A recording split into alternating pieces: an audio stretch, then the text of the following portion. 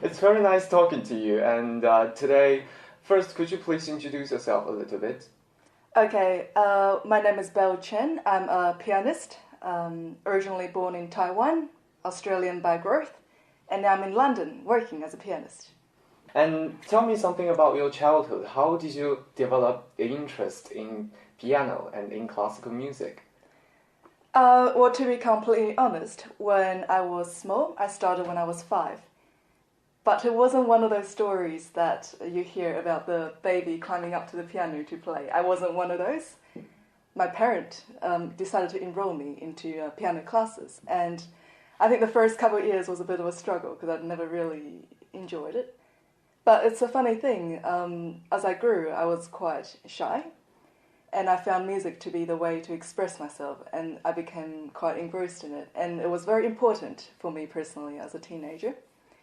And I knew it was, my life and my career, and from then on I knew what I was going to do. Are your parents also coming from music background as well? No, not at all. My father is a dentist. My mother was trained in, I think, more economic side. So none of them play music, actually. Wow, so I guess they must be very proud of you to become like a music star. I think now they are. Originally, they're always supportive, but I think deep inside they're slightly worried when I told them that I wanted to do music, which is, I think, quite normal for Asian parents. Since you mentioned that you were born in Taiwan and then you grew up in Australia and now you are in London, so how did you find the music environment differently in these three places for you? Oh, absolutely. Gosh, where could I start? I think in both Taiwan and Australia there are very good musicians, good music scenes, but the difference is that in both London and Australia it's kind of more of an adapted culture. Whereas in London, I really could feel that it was, classical music, something that was here from the start and has always been here and been part of people's lives. So there's a slight difference in kind of lifestyle and how it's incorporated into people's life, I suppose. And you were flexible in like three cultures different. Yes, I kind of had to see how I can make it work. And it's interesting. I think people work quite differently. In London, there's a lot of musicians who come from all over the place, over the world, and everyone's very open to new experimental things, and there are a lot of entrepreneurial musicians as well, and people are happy to collaborate. It's quite different here, and I love it. Is there a musician who influenced you greatly in the past? I remember as a child, I always listened. I had a favorite recording, which was Ashkenazi playing the Rachmaninoff Concerto with Moscow Phil. So when I was a child, definitely it was Ashkenazi. And then, to be honest, my taste kind of diversified because I've always been quite into art. And so, I like a variety of stuff, not just classical music as well. So, Brian Eno, one of them. Joanna McGregor is someone I look up to quite a lot. And the classics like Kissin, Barenboim, and the legendary Horowitz, Brendel, of course, I love them as well. Okay, and since you graduated from Royal Academy of Music, and during the time period that you studied in this academy, how did the experience that change your perception towards music?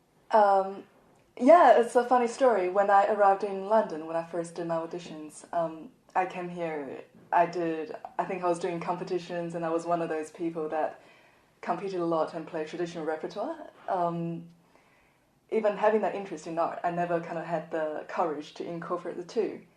But it was in London that I saw what the other musicians were doing, and the academy actually gave me courage to follow that through. And so when I turned up with my work that had sound design on it, that had visual art on it, as my portfolio and so on, for feedback, they were really open and they were really encouraging, and they were kind of going, okay, let's sit down, look at it, how can we make it better?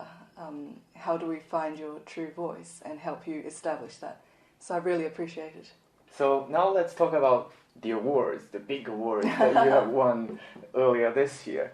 When you first know that you have won the awards, what's your reaction? I was ecstatic. I think I cried a little because it's been a really hard road getting here, and I still get emotional thinking about it. It's not easy because I think I've been in London 3 years or so only, and to kind of make people notice you in such a competitive and such a talented environment, it's been really difficult. So I was really pleased. I was really humbled and just glad. How did you tell your parents? Via a messaging app called Line, because I think it was like midnight for them. They were really happy for me, yeah. Okay. Let's talk something about your album, which is called Listen London First Impression. What's your inspiration to create this album? The inspiration, in short, came from the sounds that can be heard in London.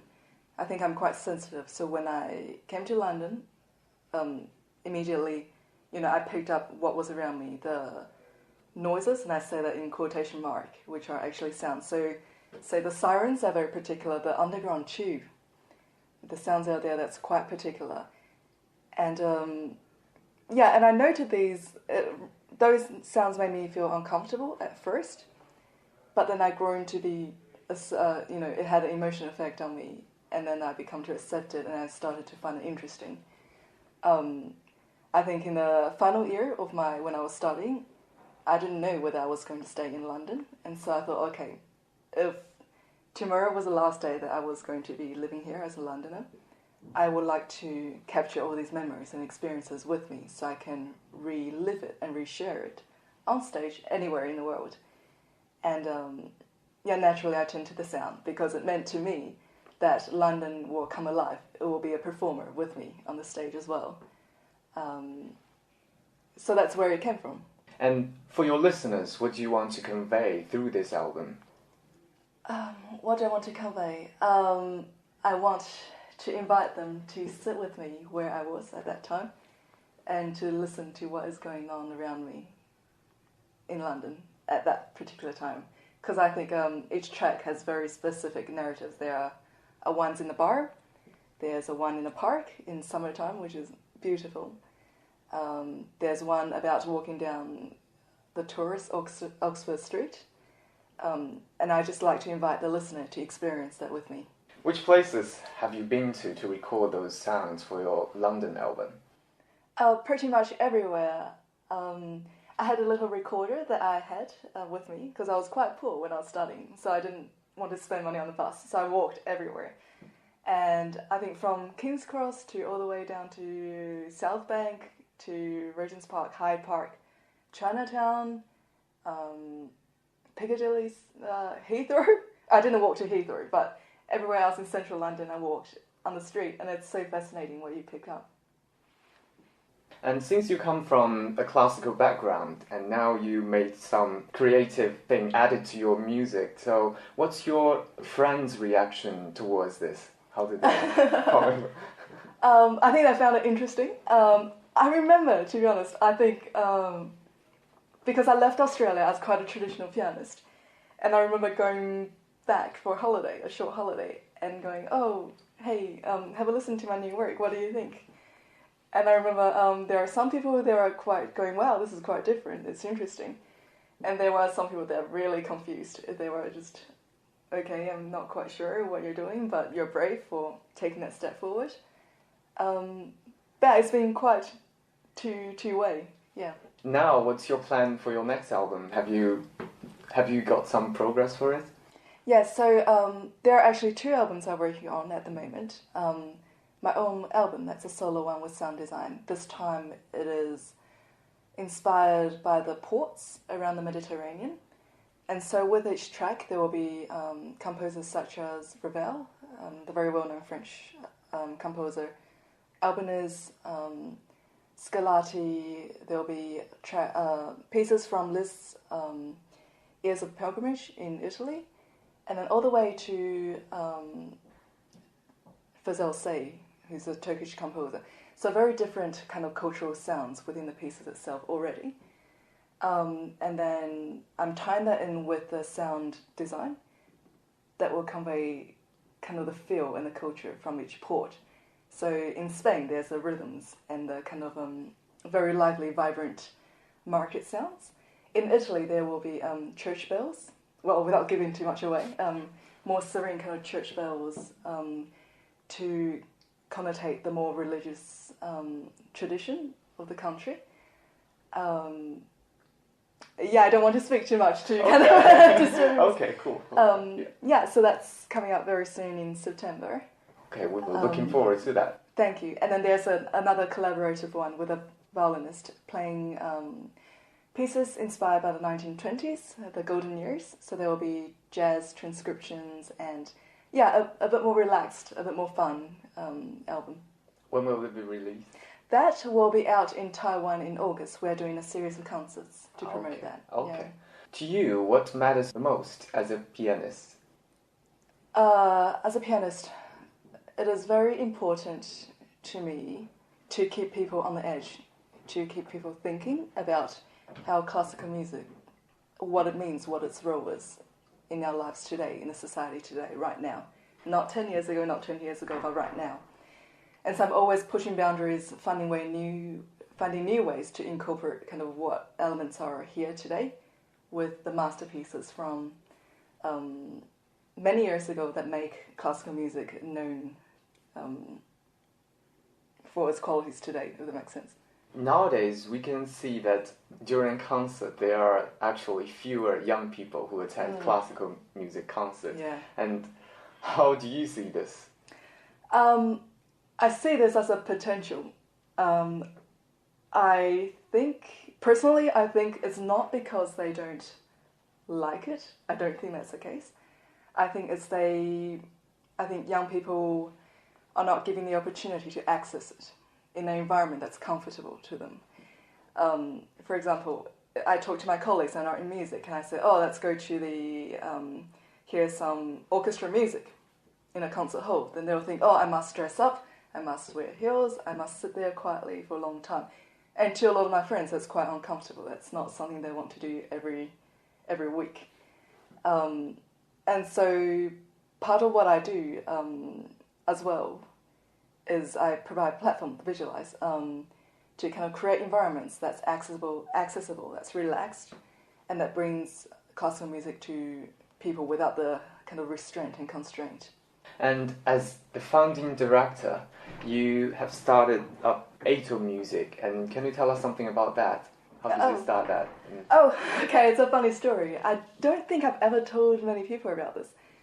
So Ato Music is a record label, and the whole reason it started was I had recorded my masters for my CD, for my album, Listen London. And I was going around talking to a lot of different record labels, and none of them will release it. They're like, this is too risky, this is not, this won't sell, this is not our Tchaikovsky or not our Benjamin Britten, so we can't take that risk. And I thought, okay, but I believe in this work, I believe it'll sell. And so I researched into how to release an album, the steps are involved into actually getting into a physical disc, how to get it into shops and so on. And I remember the very first press was very small. It was 100 copies only. I saved up, I think, £200 to get that first press down. So I saved and I got it done, and then I started selling it. I released it, and it broke even very fast within a week and a half, and it started to become profitable. And so I thought, okay, well, if I can do this myself, I see so many other artists with really adventurous and imaginative programs, but who are getting kind of knocked back by all these established record labels. Not that there's anything bad about them, but it's just probably they have their own kind of procedures and concerns when it comes to releasing. And so with this in mind, I established Untitled Music with the sole purpose of providing emerging musicians who are obviously very, very talented, who have got works ready, whose works are very imaginative, to help them get their products done, so that their works can be heard and sold as well. For you to start this, what is the most challenging thing?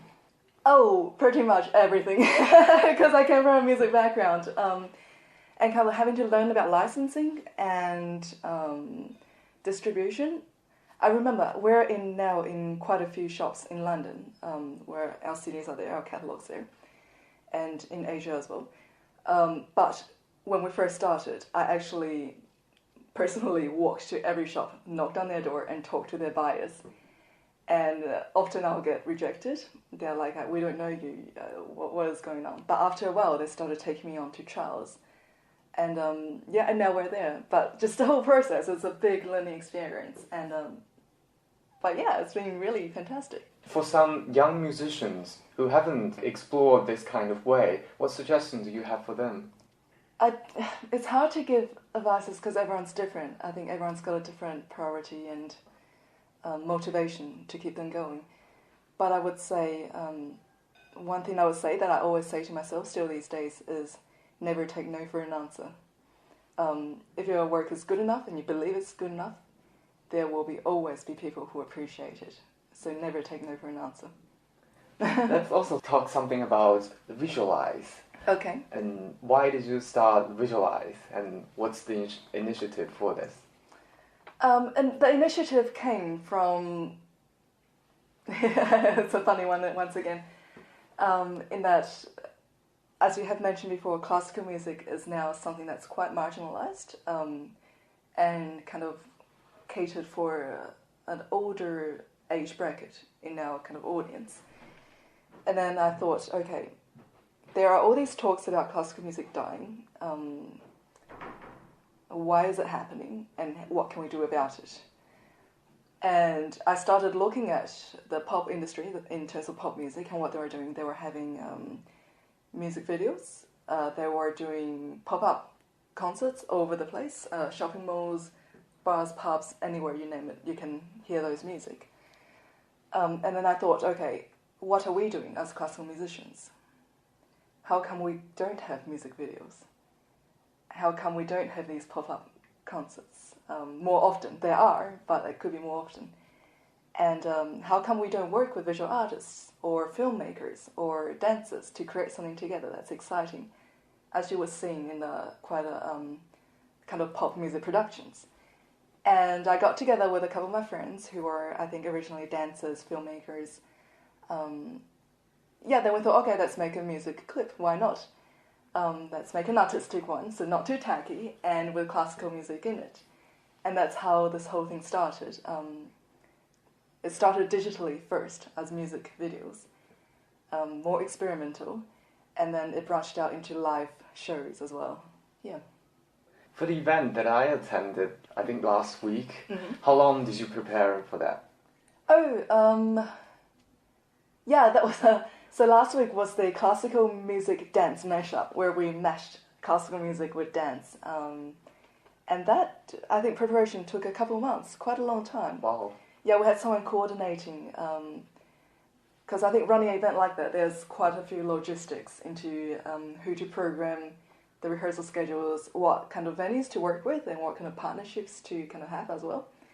So it took a while. But yeah, it was a fantastic event. I think people quite enjoyed it. I hope, anyway. Yes, it was very enjoyable. And also, how did you see the future of classical music? I think it's very exciting. I'm starting to see young people taking risks, pushing the boundaries, kind of saying, no, we won't take, you must do a hour-long recital in long dresses and bow every end of the major work as an answer. I see a lot of young artists starting to think experimentally, and I think that's very exciting, because I think from bottom up, that means the next generation of people who will be leading will be taking it in a different direction. So I think it's quite exciting. And what's your plan for the next few months? I'm going to take a break to start with. I think I played 5 festivals in 30 days or something. It's been quite crazy. I will be finishing recording my album. Tour in Taiwan is the next thing that's coming up in August. And then concerts here as well. yeah, quite a few things coming up. Gosh. Let's talk about your fiancé. You said he is your drive. So how did he help you through your journey? Yeah, Beric, he helped me tremendously. I met him when I was 18, when I was really young. And he pretty much gave up his career in Australia to follow me to London in support of what I do. And, you know, he's trained in jazz, trumpet himself, so he understands how hard it is for a musician to start out. But he's been really, really supportive. And he has some business background as well, so he helps me make wise business decisions when it comes to record labels and so on. Yeah, but he's tremendous. The other day I came back from playing a festival out in Deal, and I was home. I think I got back at 1:30 in the morning, and he was at the bus stop to make sure that I don't, you know, get kidnapped or anything. So he's been doing that all these years. I'm really grateful.